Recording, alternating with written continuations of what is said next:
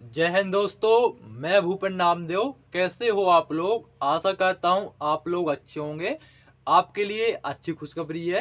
आपका एसएससी की तरफ से दिल्ली पुलिस एमटीएस ट्रेडमेंस के पद पर आपकी न्यू वैकेंसी आ चुकी है। इसकी आपकी अप्लाई करने की डेट, लास्ट डेट भी आ चुकी है और आपका एग्जाम डेट भी आ चुका है और वैकेंसी डिटेल्स भी आ चुकी हैं। इसके अलावा आपकी इस एग्जाम के लिए आपकी योग्यता क्या होनी चाहिए, आपकी उम्र सीमा क्या होनी चाहिए। एक अच्छी बात इसमें यह है कि अगर आपकी हाइट नहीं है, ठीक है ना, किसी वजह से आप दिल्ली पुलिस कांस्टेबल जीडी के लिए अप्लाई नहीं कर पाते हो, किसी का सपना होता है, किसी की हाइट नहीं होती है, तो वो ट्रेडमेंस यानी एमटीएस के लिए अप्लाई जरूर कर सकता है। इसकी वैकेंसी आ चुकी है। तो आपको 100% प्रूफ के साथ बताएंगे। अगर किसी कैंडिडेट को डाउट होता है कि भाई नहीं आई है, ठीक है ना, ये झूठ बूठ बना रहे हो, तो आप कमेंट बॉक्स में कमेंट कर दीजिएगा, मैं वहां से आपको लिंक दे दूंगा, तो आप सीधा उसका क्या बोलते हो नोटिफिकेशन आप पढ़ सकते हो। ठीक है, तो समझते हैं इसकी भर्ती प्रक्रिया के बारे में कि क्या क्या इसमें स्टेप कराए जाते हैं। जैसे कि आपका रिटन एग्जाम में कितने विषय से प्रश्न पूछ जाएंगे, आपका एग्जाम डेट क्या रहने वाला है, माइनस मार्किंग के बारे में, और सबसे लास्ट हम बात करेंगे इसकी टेस्ट और सैलरी के बारे में। तो चलिए दोस्तों, वीडियो स्टार्ट करते हैं। तो सबसे पहले हम बात करें इसकी अप्लाई करने की डेट के बारे में कि कब से इसके आवेदन होने वाले हैं। तो दिल्ली पुलिस कांस्टेबल एमटीएस या ट्रेडमेंस के जो अप्लाई होने की डेट है वो 10 अक्टूबर 2023 से इसके फॉर्म अप्लाई होने लगे हैं, होने होंगे अगले महीने से।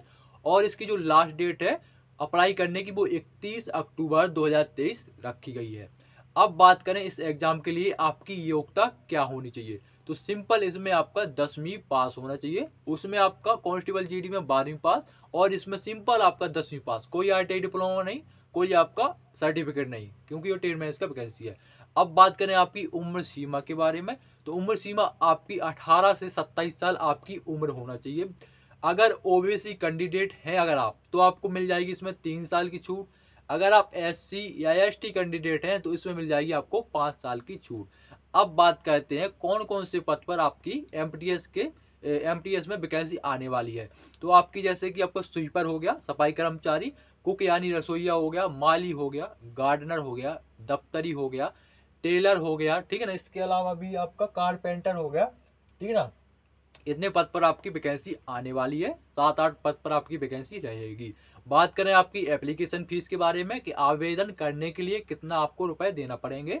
तो अगर आप जर्नल ओबीसी ईडब्ल्यूएस कैंडिडेट हैं तो आपसे लिए जाएंगे 100 रुपए। अगर आप एससी एसटी या महिला उम्मीदवार हैं तो आपको एक भी रुपए नहीं देने हैं। और इसमें महिला कैंडिडेट भी अप्लाई कर सकती हैं, कोई दिक्कत नहीं है, आप अप्लाई कर सकती हैं। किसी वजह से आपका हाइट नहीं है, दिल्ली पुलिस का अगर कांस्टेबल का नहीं निकल पाता है तो आप इसमें अप्लाई कर सकते हैं, क्योंकि दिल्ली पुलिस कांस्टेबल जीडी का जो वैकेंसी निकला हुआ है उसका एग्जाम डेट है आपका दिसंबर 2023 में, लेकिन जो आपका वैकेंसी निकला हुआ है इसका अभी 2024 में, वो मैं आपको बताने वाला हूँ कब है। ठीक है, बात करें कितने पद पर आपकी वैकेंसी आने वाली है, तो अभी तो इसका आरटीआई नोटिफिकेशन के आधार पर 888 पद पर वैकेंसी है। इसके अलावा आपकी वैकेंसी बढ़ सकती है। तो समझते हैं इसकी कैटेगरी वाइज कि कितने में कितने पद हैं। तो टोटल आपकी 888 पद है, जिसमें आपके जर्नल के 407 पद हैं, ओबीसी के 274 हैं, ईडब्ल्यूएस के 88 है, और आपका एससी के 58 और एसटी के 61 पद है। टोटल आपके 888 पद पर आपकी वैकेंसी आ चुकी है। आरटीआई नोटिफिकेशन आपका आ चुका है, सिंपल है ये। और आपका एसएससी कैलेंडर में तो आपका ऑनलाइन डेट और लास्ट डेट और आपका एग्जाम डेट भी दिया गया है। तो अब बात करें आपके एग्जाम पैटर्न के बारे में, उससे पहले मैं इसका सिलेक्शन प्रोसेस आपको बता देता हूँ। तो सबसे पहले दोस्तों आपका होगा एग्जाम, उसके बाद फिर होगा आपका टेस्ट, फिर आपका मेडिकल, फिर आपका डॉक्यूमेंट वेरिफिकेशन, फिर आपका फाइनल। तो एग्जाम में आपका 3 विषय से प्रश्न पूछे जाते हैं। जीके जीएस से रहते हैं आपके 50 प्रश्न, और रीजनिंग से आपके 25, और आपके मैथ से 25। ना तो आपका इसमें हिंदी, ना इंग्लिश, ना इसमें कंप्यूटर। ठीक है, तो इसमें आप नंबर मैथ और रीजनिंग में अच्छे से ज़्यादा ला सकते हो। टोटल आपका 100 अंक का आपका पेपर होता है, जिसमें आपके 100 प्रश्न रहते हैं। बहुत टाइम दिया जाता है इसमें 90 मिनट का, और माइनस मार्किंग इसमें नहीं होता है। दिल्ली पुलिस कांस्टेबल जीडी का जो वैकेंसी निकला है उसमें माइनस मार्किंग 1/4 का है, लेकिन इसमें आपका माइनस मार्किंग नहीं है। आपका पेपर ऑनलाइन होगा, यानी कंप्यूटर बेस्ड टेस्ट आपसे कराया जाएगा। अगर आपको लैंग्वेज की बात करें तो लैंग्वेज हिंदी या इंग्लिश, जो आपको अच्छा लगे वो आप दे सकते हैं। अब मेन चीज़ है एग्जाम डेट। तो आपके दिल्ली पुलिस कांस्टेबल जीडी के एग्जाम दिसंबर 2023 में होंगे, और दिल्ली पुलिस कांस्टेबल एमटीएस या ट्रेडमेंस के एग्जाम आपके फरवरी 2024 में होंगे। ठीक है ना। फरवरी 2024 में। और एक चीज़ और, आपका एसएससी जीडी का न्यू वैकेंसी 23-24 का भी आ चुका है, तो उसके एग्जाम भी आपके फरवरी मार्च में होंगे। जिसको नहीं पता कि जीडी का वैकेंसी आ चुका है, तो मैं आपको बता दिया जीडी का वैकेंसी आ चुका है, अब इसी तैयारी में लग जाइए। बात करें टेट टेस्ट के बारे में, तो टेट टेस्ट आपका 20 अंक का रहेगा, जिसमें से आपको 10 अंक लाने हैं। मतलब आपका 20 अंक का टेट टेस्ट रहेगा, जिसमें से आप 10 अंक ले आओगे तो आप पास कर जाओगे। और आपका जो ये टेस्ट होता है ये क्वालिफाइंग नेचर का होगा, केवल आपको पास करना है। इसके जो अंक हैं वो फाइनल मेरिट लिस्ट में नहीं जुड़ते हैं। बात करें आपका टेस्ट में क्या कार्य करना पड़ेगा, मतलब क्या पूछा जाएगा, जो आपका 20 अंक का बता रहे हैं, तो आपका इसमें पूछा जाएगा जैसे कि आप कुक के लिए अप्लाई करें, जैसे रसोईया, तो उसी से रिलेटेड आपके क्वेश्चन पूछे जाएंगे। जैसे कि आपको चपाती बनाना आना चाहिए, रोटी बनाना आना चाहिए, रोटी बेलना अच्छे से आना चाहिए, रोटी को सेकना अच्छे से आना चाहिए। इसके अलावा आपको सब्जी बनाना आना चाहिए, चाहे वो आपका मछली मतलब मांस मछली वाला खाना हो, चाहे आपका शाकाहारी मतलब मांसाहारी वाला खाना हो, चाहे वो शाकाहारी वाला खाना हो, जैसे दाल बनाना, सब्जी वब्जी बनाना, ये सब आपको आना चाहिए। इसके अलावा आपको मसालों का ज्ञान होना चाहिए, मतलब आपका कुक से रिलेटेड ही क्वेश्चन पूछे जाते हैं। अब जैसे कि आप स्वीपर के लिए अप्लाई करो, क्योंकि सबसे ज़्यादा वैकेंसी आने वाली है वो स्वीपर और आपका कुक में आएंगी, बाकी आपका वैसे ही डिवाइड हो जाएंगे, ठीक है। तो आपका स्वीपर में क्या पूछा जाएगा, स्वीपर में आपका पूछा जाएगा साफ सफाई कैसे करना है। जैसे कि टॉयलेट की साफ सफाई करना आपको अच्छे से आना चाहिए, बाथरूम की साफ सफाई करना आपको अच्छे से आना चाहिए। इसके अलावा जो उसमें प्रयोग किए जाते हैं, जैसे कि आपका डिटॉल्स है, कोई तेजाब हो गया, ठीक है ना, आपका हैप्पी नाम सुने उसका, तो कितनी मात्रा आपको प्रयोग करनी है ये आपसे पूछा जा सकता है।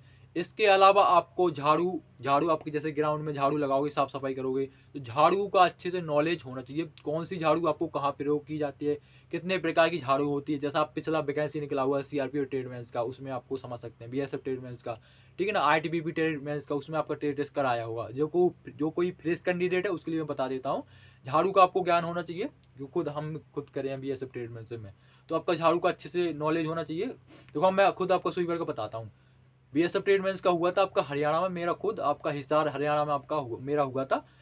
तो वहाँ पर क्या कराया गया था, बहुत सारी आपकी झाड़ू रखी हुई थी, तो एक 8 बंदों का ग्रुप बना था, 8 कैंडिडेट का ग्रुप बनाया था, 8 लोग गए थे। तो आपका वहाँ गार्डन जैसा था, तो कचरा था, तो किसी लोगों ने मतलब उस चारों को काटा तलवार से है, और कई लोगों ने बटोरा उसको इकट्ठा किया, और कई लोगों ने फट्टे में, मतलब इतना फट्टा सा था उसमें, वो जो चारा था वो रखा, और जो वहाँ पर कचरा चारा फैला हुआ था वो भर के रखा और एक जगह ढेर कर दिया, ठीक है ना, और कुछ नहीं किया, और सभी कैंडिडेट को पास कर दिया था।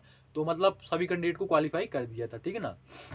जो भी ऐसा ट्रेडमेंस का पिछला वाला वैकेंसी छोड़कर आगे पिछला जो निकला था उस वैकेंसी में बता रहा हूँ, ठीक है ना। तो ज़्यादा कुछ नहीं किया था, सभी कैंडिडेट पास हो गए थे, लेकिन इसमें आपको कुछ करना पड़ेगा, ठीक है ना। उसमें आपका पहला रनिंग हुआ था, फिर आपका टेस्ट। आप जैसे बर्बर हुए, तो बर्बर यानी उसका मतलब होता है नाई, तो नाई में आपको क्या कार्य करना पड़ेगा, आपको बाल आल काटना अच्छे से आना चाहिए, और उसके अलावा जो उसमें औजार प्रयोग किए जाते हैं उसका अच्छे से नॉलेज होना चाहिए। मतलब आपका ट्रेड से रिलेटेड ही क्वेश्चन पूछे जाएंगे, उससे आपका हटके नहीं पूछा जाएगा। आप जो ट्रेड में आप माहिर हो, आपको अच्छा लगे, हाँ ये ट्रेड अच्छा लगता है मुझे, मैं इसमें अप्लाई कर सकता हूँ, इसमें कार्य कर सकता हूँ, तो आप उसी में अप्लाई करें, ठीक है ना। बात करें आपकी सैलरी के बारे में, तो जो आपकी सैलरी मिलती है वो आपकी इन हैंड सैलरी मिलती है 18,000 रुपये। इसके अलावा आपको TADHR जो कि आपके अलाउंसेस है, इन सभी अलाउंसेस मिला के आपकी सैलरी बनती है 30 से 35,000 के बीच में। इसके अलावा आप GD में कैसे कन्वर्ट हो सकते हैं, जैसे कि अगर आपकी हाइट है, इसमें हाइट नहीं मांगी गई है, अगर आपकी हाइट है, फिजिकल टेस्ट ही नहीं होना है, तो इसमें जैसे कि हाइट है, ठीक है ना, और वो GD में कन्वर्ट होना चाहता है, तो इसका डिपार्टमेंटल एग्जाम होगा। जब आपकी कांस्टेबल GD की वैकेंसी निकलेगी, तो आप डिपार्टमेंटल एग्जाम भी होता है, और जैसे कोई GD की वैकेंसी निकली तो आप उसमें अप्लाई करके सीधा GD में बन सकते हो, ठीक है ना। तो ये थी कुछ जानकारी, और वीडियो कैसा लगा कमेंट बॉक्स में जरूर बताएं। और आपकी बम्पर वैकेंसी आने वाली है, देखो, एक तो Delhi police constable, Delhi police MT, SSC GD, और आपका यूपी पुलिस आने वाली है, यूपी पुलिस में ऑल इंडिया के कैंडिडेट अप्लाई कर सकते हैं। और भी आपकी वैकेंसी आने वाली है, फिर आपका वहाँ रेलवे से चालू हो जाएगा, RPF कांस्टेबल, RPF SI, ठीक है ना। तो बहुत सारी वैकेंसी आने वाली है, क्योंकि अगली साल है चुनाव, तो आप समझिए, और आप पेपर में फोकस करिए, पढ़ाई में फोकस करिए, यहाँ वहाँ छोड़िए। तो ये थी कुछ जानकारी। इसके अलावा अगर आपको कुछ डाउट हो रहा हो, समझ में नहीं आ रहा हो, तो आप कमेंट बॉक्स में पूछ सकते हैं। मिलते किसी नई जानकारी के साथ, तब तक के लिए जय हिंद जय भारत।